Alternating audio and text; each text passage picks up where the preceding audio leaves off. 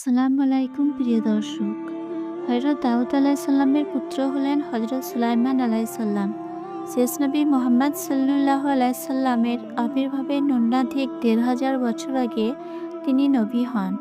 সুলাইমান আলাইহিসসালাম ছিলেন পিতার ১৯ জন পুত্রের অন্যতম। আল্লাহ পাক তাকে জ্ঞানে, প্রজ্ঞায় ও নবুয়তের সম্পদে সমৃদ্ধ করেন। এছাড়াও তাকে এমন কিছু নিয়ামত দান করেন যা অন্য কোনো নবীকে দান করেননি। ইমাম বাগাভী ইতিহাসবিদগণের বরাতে বলেন, সুলাইমান আলাইহিসসালামের মোট বয়স হয়েছিল ৫৩ বছর। ১৩ বছর বয়সে রাজকার্য হাতে নেন এবং শাসনের ৪র্থ বছরে বাইতুল মুকাদ্দাসের নির্মাণ কাজ শুরু করেন। তিনি ৪০ বছর কাল রাজত্ব করেন। মাজহারি কুর্তুবী। তবে তিনি কত বছর বয়সে নবী হয়েছিলেন সে বিষয়ে কিছু জানা যায় না। শাম ও ইরাক অঞ্চলে পিতার রেখে যাওয়া রাজ্যের তিনি বাদশাহ ছিলেন। তার রাজ্য তৎকালীন বিশ্বের সবচেয়ে সুখী ও শক্তিশালী রাজ্য ছিল। কুরআনে তার সম্পর্কে ৭টি সূরায় ৫১টি আয়াতে বর্ণিত হয়েছে। আমরা সেগুলিকে একত্রিত করে কাহিনী রূপে পেশ করার চেষ্টা করব ইনশাআল্লাহ।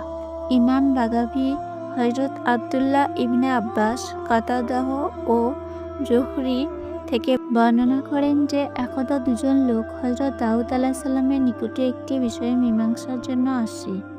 তাদের একজন ছিল ছাগপালের মালিক এবং অন্যজন ছিল শস্য ক্ষেতের মালিক।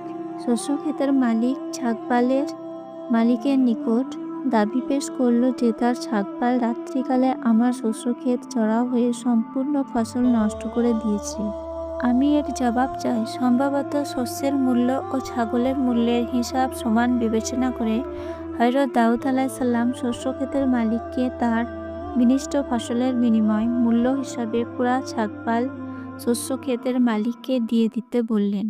বাদী ও বিবাদী উভয়ে বাদশাহ দাউদ আলাইহিসসালামের আদালত থেকে বেরিয়ে আসার সময় দরজার মুখে পুত্র সুলাইমানের সাথে দেখা হয়। তিনি মোকদ্দমার রায় সম্পর্কে জিজ্ঞাসা করলে তারা সব খুলে বলল।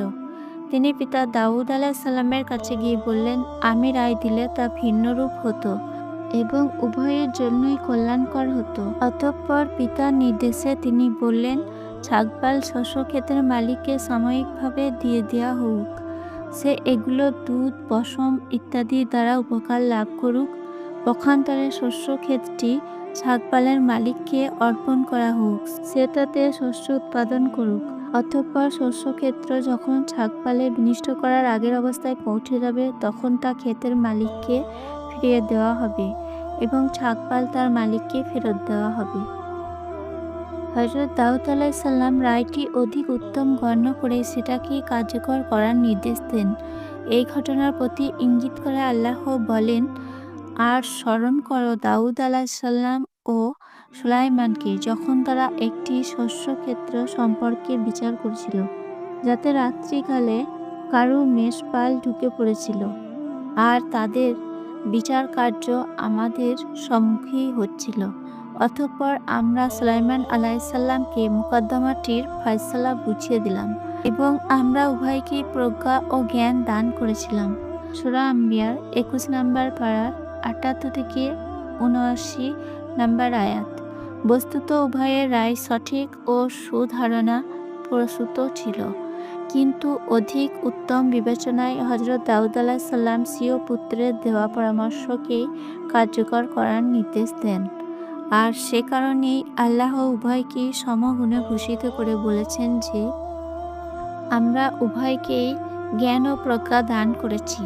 ছোটবেলা থেকে জ্ঞান ও প্রজ্ঞায় ভূষিত সুলাইমান আলাইহিসসালামকে পরবর্তীতে যথাযথভাবেই পিতার সিংহাসনের উত্তরাধিকারী করা হয়। যেমন আল্লাহ বলেন, সুলাইমান আলাইহিসসালাম দাউদের উত্তরাধিকারী হয়েছিলেন। সূরা নমল ২৭ নম্বর পারা ১৬ নম্বর আয়াত। অন্যত্র আল্লাহ বলেন ৩০ নম্বর আয়াতে, আমরা দাউদের জন্য সুলাইমানকে দান করেছিলাম। কতই না সুন্দর বান্দা সে, এবং সে ছিল আমার প্রতি সদা প্রত্যাবর্তনশীল। সূরা সোয়াদ ৩৮ নম্বর পারা এবং ৩০ নম্বর আয়াত। আশা করি এই ভিডিওটি আপনাদের ভালো লেগেছে। ভালো লেগে থাকলে অবশ্যই আমাদের চ্যানেলটি সাবস্ক্রাইব করতে ভুলবেন না এবং আরও শিক্ষামূলক ভিডিওর জন্য আমাদের সাথে থাকুন। আল্লাহ হাফেজ।